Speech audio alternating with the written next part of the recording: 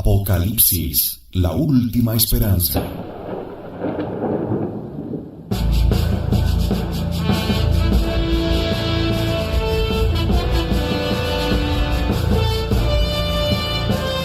El tiempo se está acabando. La salvación está en riesgo. La fe y la verdadera doctrina tras un velo de falsedad. Los hombres desobedecen, apostatan y traicionan. ¿Todo está perdido?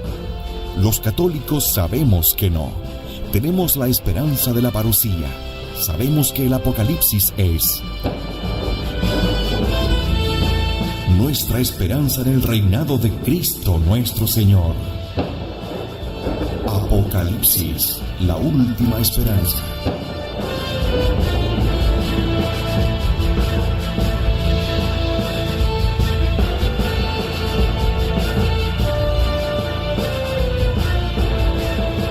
En Convicción Radio.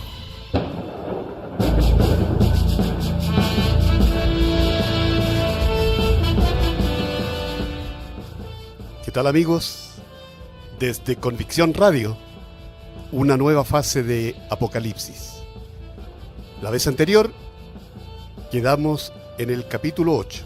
Lo terminamos. Vamos de inmediato con nuestro Apocalipsis correspondiente a esta semana, iniciando el capítulo 9. Capítulo 9, versículos del 1 al 3.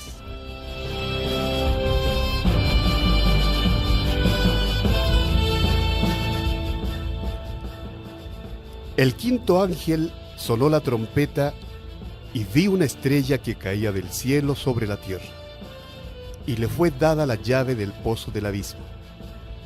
Y abrió el pozo del abismo, y subió del pozo humo como el humo de un gran horno, y se oscureció el sol y el aire, a causa del humo del pozo. Del humo salieron langostas sobre la tierra, y les fue dado poder, como el poder que tienen los escorpiones de la tierra.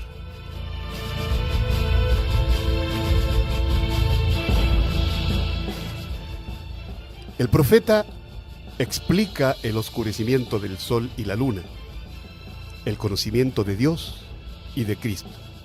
Es de la tuba anterior por la caída de una estrella del cielo. Olshauser dice que fue el emperador Valente, protector de los arrianos. Eizaguirre, el chileno, opina más plausiblemente fue Lutero. El padre Castellani es más proclive a señalar a Calvino, el teorizador teológico del protestantismo, al cual en gran parte debe la herejía su triunfo sobre una tercera parte de Occidente. Lo importante no es quién haya sido, sino sus consecuencias. ¿Cuáles fueron estas? La humareda oscureció el conocimiento de Dios. Seguimos ahora en el mismo capítulo 9, versículos 4 al 6.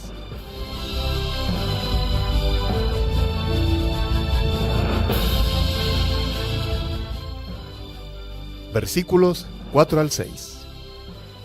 Les fue dicho que no dañasen la hierba de la tierra, ni ninguna verdura, ni ningún árbol, sino solo a los hombres que no tienen el sello de Dios sobre sus frentes. Se dio orden de que no los matasen, sino que fuesen atormentados durante 5 meses, y su tormento era como el tormento del escorpión cuando hiere al hombre. Los hombres buscarán en aquellos días la muerte y no la hallarán, y desearán morir, y la muerte huirá de ellos.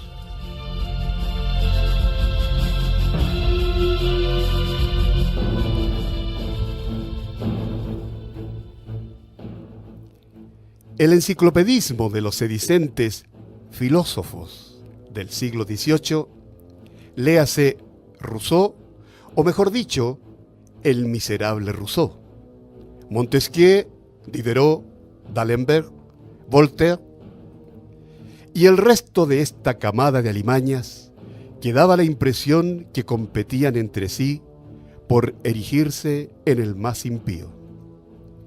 Estas bestias originan el naturalismo religioso que empieza por el deísmo y viene a terminar en el actual modernismo. La peor herejía que ha existido, pues encierra en su fino fondo la adoración del hombre en lugar de Dios, la religión del anticristo. Un tal Manuel Kant, a quien también nos han presentado como filósofo, nos da a conocer su descubrimiento en el Tratado de Imbecilidad Pura, quise decir, la religión dentro de los límites de la razón pura, diciendo que con eso, por fin, el hombre había cumplido su mayoría de edad. En realidad, es sujetar a Dios bajo la razón del hombre y hacer a su pobre intelecto supremo y absoluto. De hecho, aunque no formalmente, eso hacían los deístas ingleses, rechazando todo misterio y midiendo la religión por el discernimiento del hombre. Todo eso nació del protestantismo. El tormento que el veneno de esos sofistas brillantes, hábiles y perversos causó, lo conocemos. Dura hasta hoy. Propagaron, junto con la frivolidad intelectual, la angustia, el temor y la desesperación. La desesperación pagana. El pesimismo actual, con Schopenhauer, data de ellos. Aunque Voltaire y Diderot fueron personalmente optimistas y vividores o calaveras, el pesimismo actual que tanto combatió Chesterton viene de ellos. Los románticos franceses, sobre todo, prosiguieron el culto de la muerte, de la tristeza y de la desesperanza, que culmina en Baudelaire. Por no nombrar al desdichado Lautréamont, conde de Lautréamont, nacido en Montevideo en 1846 y fallecido en París a los 24 años. Basta leer Roland de Alfred de Musset para poder aplicar al siglo pasado las palabras del profeta. ¿Cuáles son? Deseaban la muerte y ésta huía de ellos. Pues deseaban una muerte romántica. En Alemania podemos citar a Goethe con su famosísimo Werther. Pero ese veneno no afectó a todo lo verde, a los que tenían el signo de Dios sobre la frente, a los cristianos practicantes. Al contrario, reverdeció la poesía y arte católico en esos días. Veamos ahora en el capítulo 9, de los versículos 7 al 12.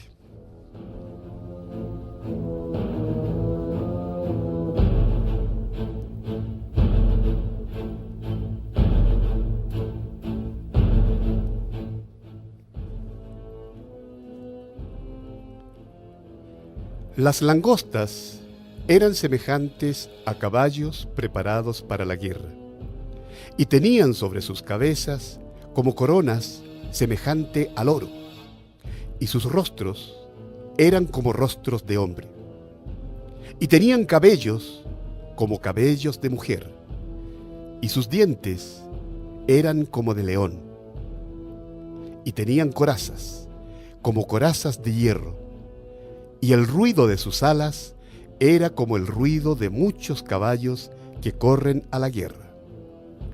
Tenían colas semejantes a los escorpiones y aguijones, y en sus colas residía su poder de dañar a los hombres por 5 meses.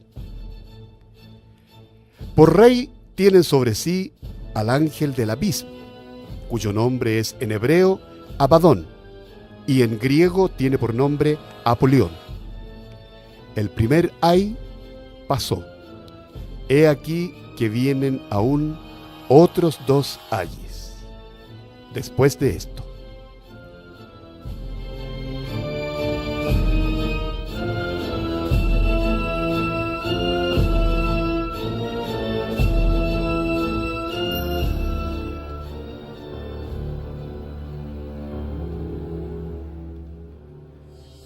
buen símbolo de la manga de charlatanes o sofistas que atormentó al mundo más de un siglo, validos de la llamada libertad de prensa, que es la patente del sofista.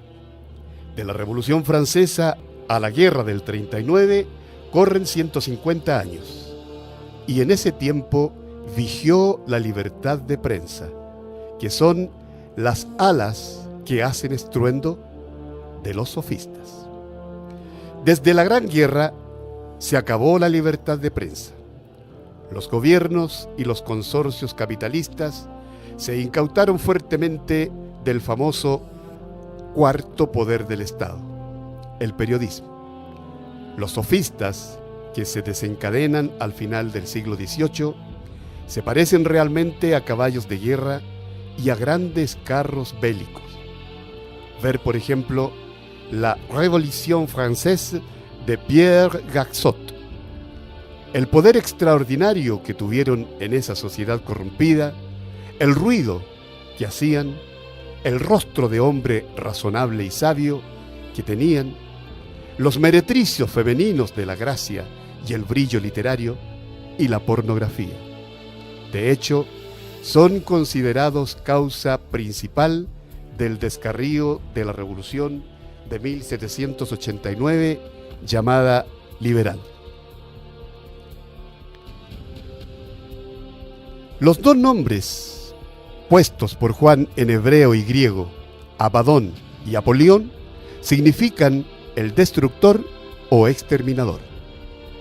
La dirección de estos destructores es sencillamente demoníaca. Se dirige directamente contra el infame, nuestro Señor Jesucristo, o la infame, nuestra Santa Iglesia, como decía el impío Voltaire. Ellos abren la puerta a la exterminación masiva que aparece en la historia con las grandes guerras actuales, comenzando con las guerras de la Revolución y las napoleónicas. Los exégetas modernos ven en estas tubas netamente herejías, aunque varíen en su designación. Con razón, pues patentemente forman una cadena que termina en el anticristo. Son sucesos de mal agüero y no de buen auspicio, y no se pueden entender en literal crudo. Aquí viene bien exponer un lugar paralelo en Daniel, tal como lo ve el padre Lacunza. Las cuatro fieras. El padre Lacunza, jesuita chileno, gran exégeta, gran escriturario, sin duda alguna, dio del capítulo 7 de Daniel una interpretación nueva, pero muy plausible. La interpretación antigua era que esas cuatro fieras, que por cierto desembocan en la parucía y en el anticristo, eran los mismos cuatro imperios de la visión muy anterior de la estatua multicompuesta. El padre Lacunza dice que son cuatro religiones falsas o herejías: el león, el oso, el leopardo y el monstruo disforme. Estas son el paganismo, el islamismo, la protesta luterana y el filosofismo actual, que viene a desembocar en el anticristo. Se podría objetar que el ángel que le explica le dice: son cuatro reyes, o sea, poderes políticos. La respuesta es que esas cuatro herejías fueron calzadas y sostenidas por poderes políticos. El león con alas de águila, figura de los ídolos asirios, figura bien al paganismo. Las alas le son arrancadas, se pone de pie como un hombre y adquiere un corazón de hombre.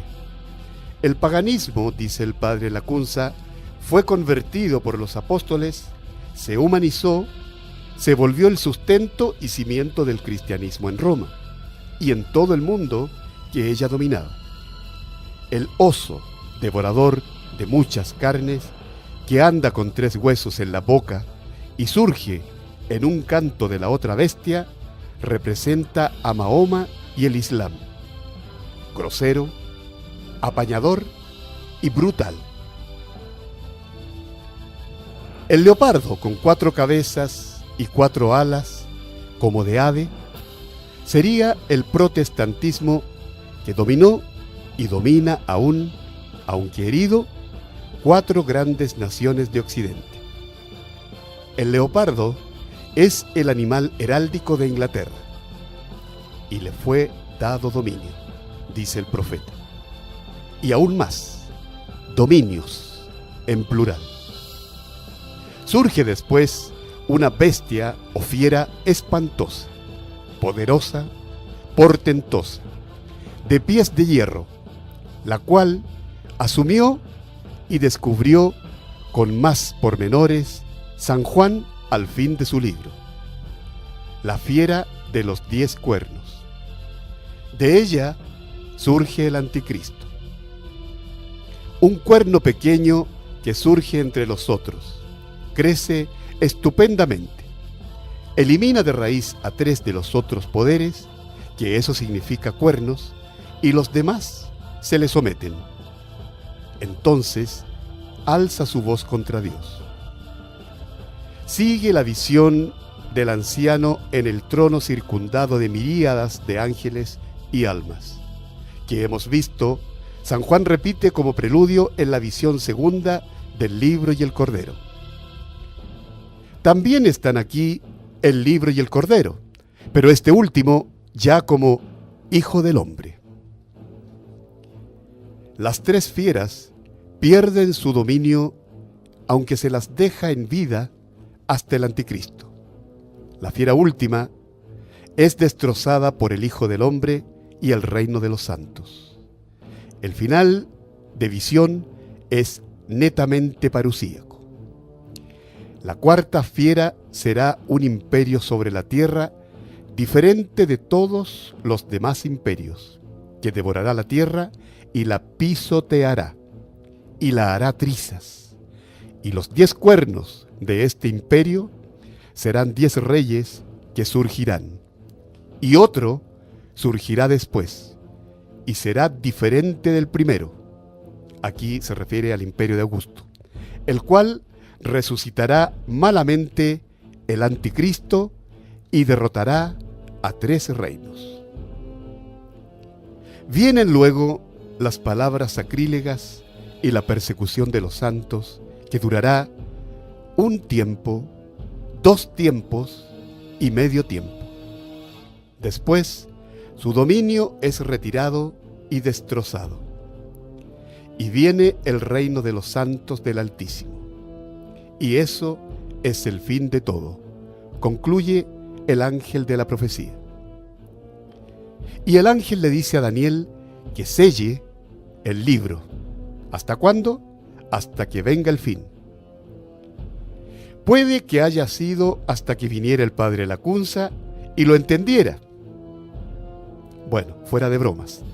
El padre Lacunza tiene razón en decir que si estas 4 fieras son Caldea, Persia, Grecia y Roma, como son sin duda las 4 partes dismetálicas de la estatua que soñó Nabucodonosor. Esta visión sería una repetición superflua que no añade nada a la otra, a no ser si acaso confusión. Otra razón es que la visión de la estatua desemboca en la primera venida de Cristo y fundación de la Iglesia, mas esta de las fieras termina evidentemente en la segunda venida, es decir, el anticristo. Finalmente, el padre Lacunza nota que para un profeta las religiones son cosas más vivientes que los reinos políticos, por lo cual las figura como vivientes, es decir, animados, y a los reinos como inanimados, es decir, metales.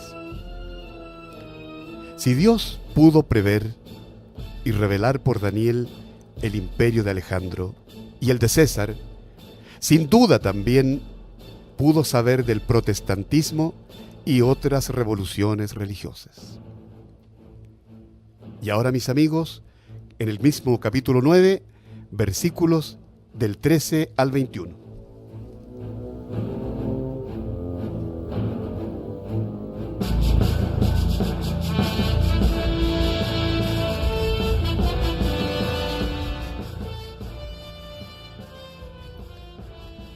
Del 13 al 21. El sexto ángel sonó la trompeta y oí una voz que salía de los 4 ángeles del altar de oro, que está en la presencia de Dios, la cual decía al sexto ángel que tenía la trompeta: suelta los 4 ángeles que están ligados sobre el gran río Éufrates. Fueron sueltos los 4 ángeles que estaban preparados para la hora, y para el día, y para el mes, y para el año, a fin de que diesen muerte a la tercera parte de los hombres.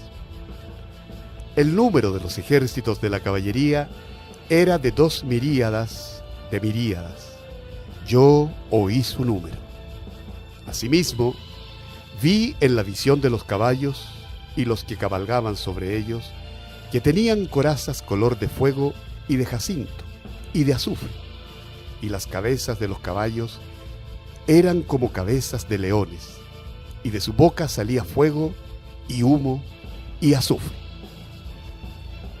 Con las 3 plagas perecieron la tercera parte de los hombres, es a saber, por el fuego y por el humo y por el azufre que salía de su boca. El poder de los caballos estaba en su boca y en sus colas, pues éstas eran semejantes a serpientes que tenían cabezas y con ellas dañaban.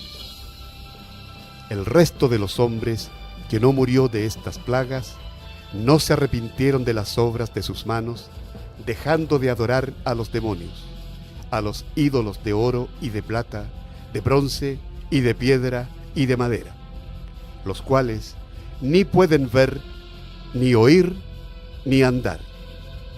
Ni se arrepintieron tampoco de sus homicidios, ni de sus maleficios, ni de su fornicación, ni de sus robos.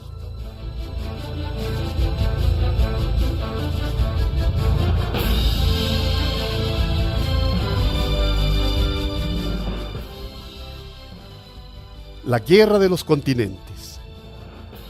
Los 4 ángeles atados más allá del Éufrates son 4 reyes o reinos de Oriente, como dice después el profeta. El ejército de 200 millones de hombres es tal que no se vio nunca en la antigüedad. Y el de Jerjes, como ejemplo, invasor de Grecia, tenía 1 millón de hombres. Y así, los intérpretes antiguos tuvieron este número por inconcebible. Pero ahora se ha vuelto posible. También algunos modernos lo califican así, como el padre Aló, en su libro Apocalipsis, en la página 116. In tal enormité empêché d'ivoir une cavalerie humaine. Es decir, una tremenda enormidad que impedía ver una caballería humana. Y adelanta la extravagante conclusión de que son demonios, pues la repetición formal de San Juan, escuché su número, esta muestra que hay que tomarlo literalmente, y no como número indeterminado, significando muchos hombres, como dijeron algunos intérpretes antiguos. Hoy vemos que ese número no es una absurdidad ni una enormité. Un ejército de 200 millones de unidades blindadas que corresponden hoy a la caballería del tiempo de San Juan, la China sola puede suministrarlo. Nada digamos si son 4 reinos asiáticos. Digamos, China, India, Persia y Rusia, o Japón, como sospecha Soloviev. Un hebreo del siglo I no puede describir mejor nuestros actuales tanques de guerra, que son simplemente los carros de guerra de la caballería antigua. El primero que notó esto fue el chileno Rafael Eizaguirre, el cual dice: evidentemente son carros de guerra, y la cabeza y las colas son piezas de artillería. Hoy aún lo vemos todavía mejor. Es obvio que el mundo de hoy idolatra. Aunque no adore estatuas de Júpiter, de Venus, de Buda o las horrendas máscaras del Tíbet, aunque todavía hay muchos que sí lo hacen, pero la mayoría adora la obra de sus manos. Llámese técnica, Estado, dinero, raza o la patria, en quienes ponen la confianza que solo Dios merece. ¿De dónde cunden innúmeros pecados y toda clase de vicios? Dos grandes guerras no han escarmentado a esta humanidad idólatra, respetadora de los demonios. Más bien, parece al contrario. Y el dios de la violencia, Magosín, que según Daniel venerará el anticristo, hoy día recibe el culto de los ingentes armamentos. Magosín, dios de los armamentos y municiones. ¿Será evitada la tercera gran guerra? Algunos intérpretes leen que San Juan habla de la preparación de esa guerra, no de su consumación. Roberto Hugo Benson, siguiendo el comentario de su padre sobre el Apocalipsis, el arzobispo anglicano de Canterbury, E.W. Benson, pone en su gran novela Señor del Mundo que la gran guerra en el Oriente será evitada justamente por el anticristo, y que por esa proeza diplomática se convertirá en presidente de Europa y emperador del mundo entero.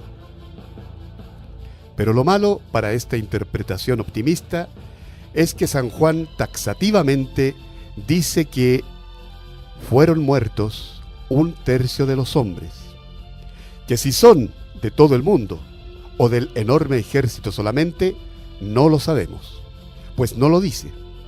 Sin embargo, para salvar al pobre mundo de hoy de una tercera gran guerra, digamos que esta sexta tuba pudiera quizá interpretarse de las 2 guerras mundiales, y tras de las cuales ciertamente la humanidad no ha hecho penitencia, que en la segunda de ellas el número de los combatientes, incluidos los obreros de las fábricas de armas expuestos a los bombardeos, fue más o menos 200 millones, y que la muerte de 1/3 de los hombres podría entenderse tal vez de los soldados solamente. No nos convence mucho, pero bueno, ahí está por lo que valga. Como de costumbre, San Juan se detiene antes que el 7º septenario, que es la parusía, e intercala 3 visiones: el libro devorado, la medición del templo y los 2 testigos. La visión del libro devorado parece ininteligible y aún hasta contradictoria. El ángel le dice: no escriba la voz de los 7 truenos o tubas, y él ya las ha escrito las 6 primeras. El librito que se le da es como miel en su boca y amargo en su vientre, cuando parece al revés debería ser.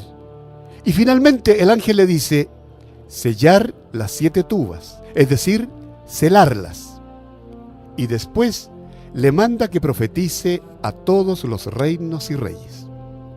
El librito que se le da a Juan aquí es diferente del libro de los 7 sellos que el Cordero abre al comienzo. El librito no es otro que el mismo Apocalipsis terrenal. El otro libro celeste son los planes de Dios sobre el mundo y la cifra de su presciencia y providencia. De modo que el libro es la causa de las visiones del profeta y librito es su expresión terrena. Nos vamos ahora al capítulo 10 y veremos los versículos del 1 al 3.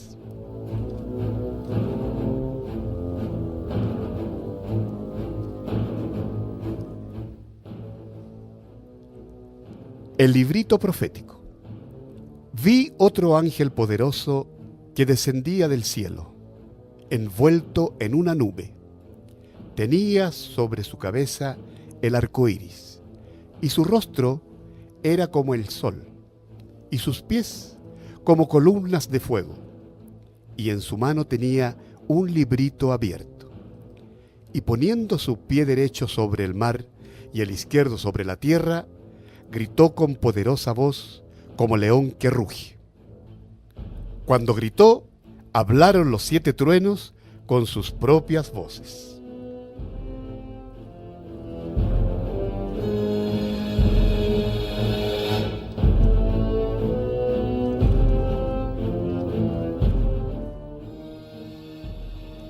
Los 7 truenos son las tubas cuyas 6 primeras han sido ya memoradas.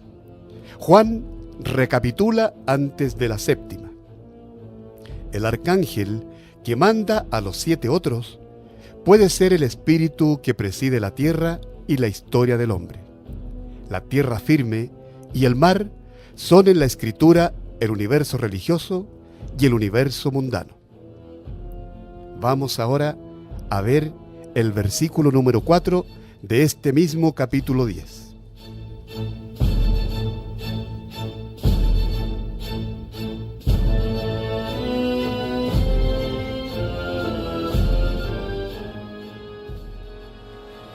Cuando hubieron hablado los 7 truenos, iba yo a escribir, pero oí una voz del cielo que me decía: sella las cosas que han hablado los 7 truenos y no las escribas.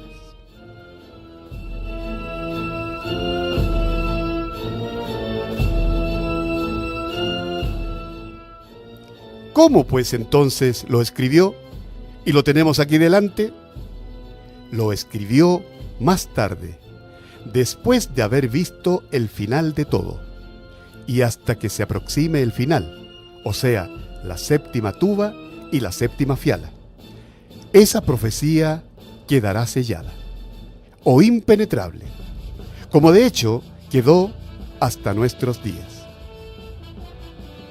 Aunque algunos santos padres vieron que las 7 tubas significaban herejías, nunca supieron, lógicamente, asignar cuáles, puesto que simplemente aún no habían aparecido, ya que, como dice Philipp de Sauer en su obra Björne Geschichte, editada en Friburgo en 1946, una profecía se hace inteligible cuando el suceso se aproxima y existen los elementos de su contenido. Y lo mismo expresaron Newman, Bossuet, Santo Tomás y muchos padres antiguos. De hecho, para los intérpretes antiguos, las últimas tubas, con su alcance universal y enorme, ni siquiera eran concebibles, como hemos visto. Vamos ahora, en el mismo capítulo 10, a ver los versículos 5 y 7.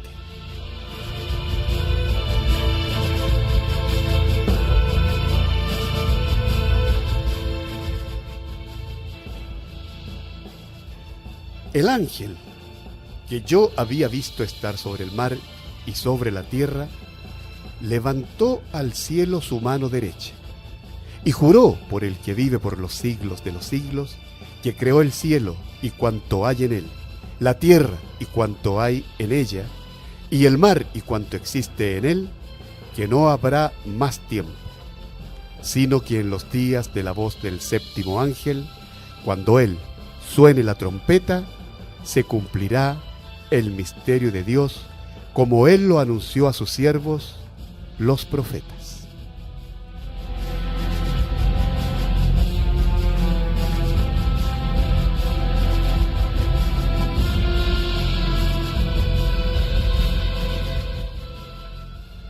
El misterio de Dios es la parusía, el último trueno. El tiempo mortal ha de tener fin, así como tuvo principio. Otra clase de tiempo, o evo, vige para los inmortales, el cual no es regido por la revolución de la Tierra y los astros.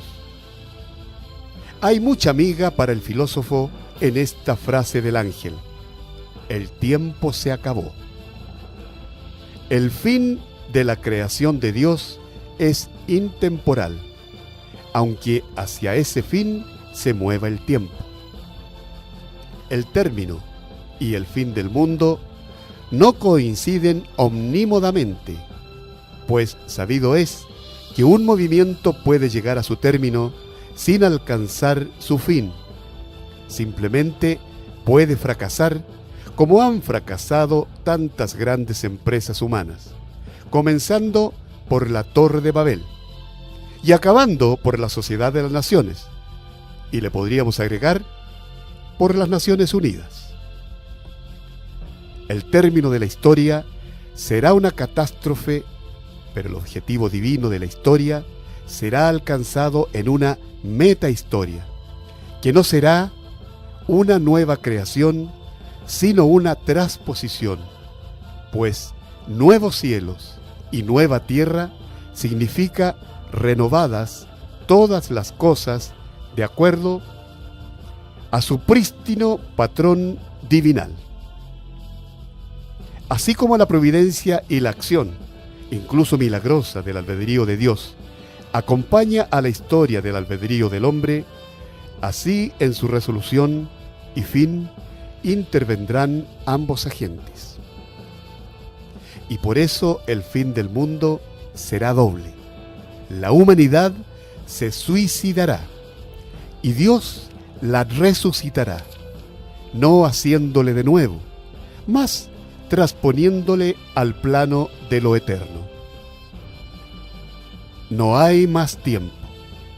El tiempo humano se convierte en espacio, en la nueva Jerusalén, cúbica, estable y definitiva.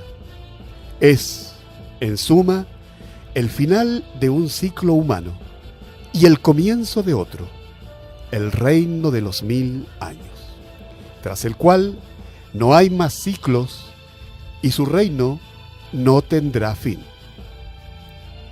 Y vamos ahora, dentro del capítulo 10, a los versículos del 8 al 11.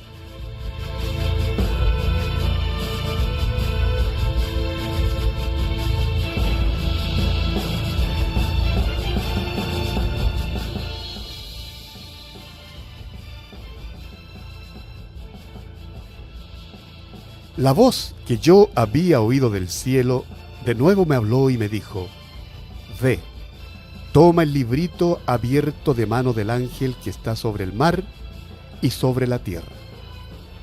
Fuime hacia el ángel diciendo que me diese el librito.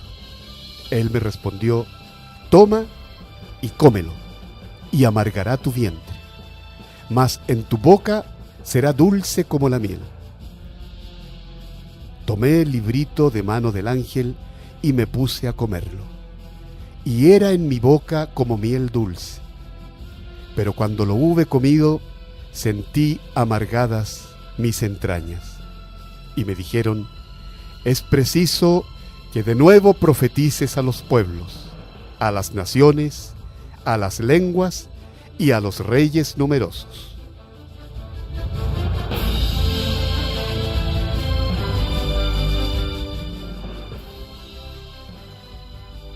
La misma historia enigmática del libro Dulce Amargo se halla en Ezequiel 3, versículo 1, después de la visión del trono de Dios, que también reproduce Juan muy modificada, aunque para Ezequiel el rollo de la profecía es solamente dulce.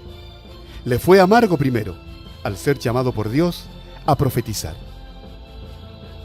El don de profecía es dulce al profeta, es una luz, una comunicación de Dios. Pero cuando Juan consideró su contenido, lo hirió de compasión por los desastres y calamidades que la suya contenía. Suponemos que es eso. Lo sabemos porque a nuestro querido padre Castellani le pasó lo mismo. Sin ser profeta, mas solamente hijo de profeta, como él nos dice, o sea, traductor y expositor, los primeros meturgemanes. Juan, con el librito digerido, es mandado a profetizar a todo el mundo, y nosotros somos mandados a enseñar toda la Escritura, y no solamente venid a mí los cargados y afligidos, y yo os aliviaré. Repitamos una vez más que el Apocalipsis es un libro de esperanza. El talante del cristianismo no es el pesimismo, menos aún el optimismo beato de la filosofía iluminística, el famoso progreso indefinido. La profecía cristiana nos da una posición que está por encima de esos dos extremos. Esos dos extremos son simplistas, en donde hoy caen todos los que no tienen el sello de Dios en sus frentes. El mundo va a una catástrofe infrahistórica que condiciona un triunfo extrahistórico, o sea, una transposición de la vida del mundo en un trasmundo y del tiempo en un supertiempo, en el cual nuestras vidas no van a ser aniquiladas y luego creadas de nuevo, sino, como es digno de Dios, transfiguradas ellas todas por entero, sin perder uno solo de sus elementos.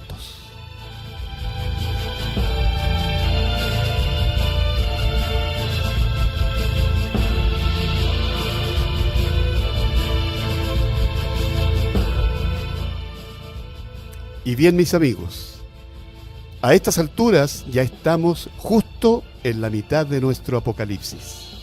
Quiera Dios que la próxima semana nos encontremos y empecemos a ver la parte escatológica histórica.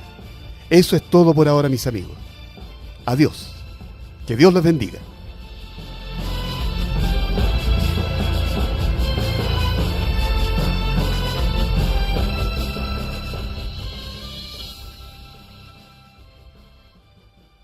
Apocalipsis, la última esperanza.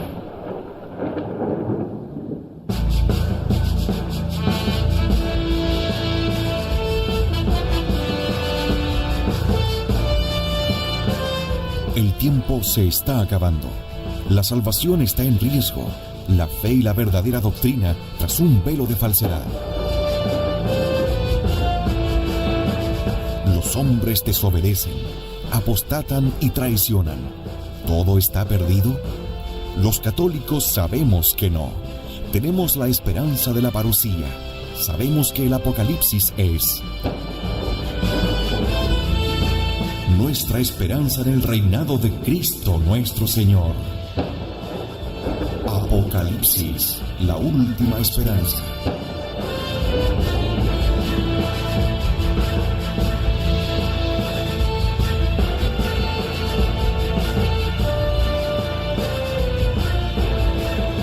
En Convicción Radio.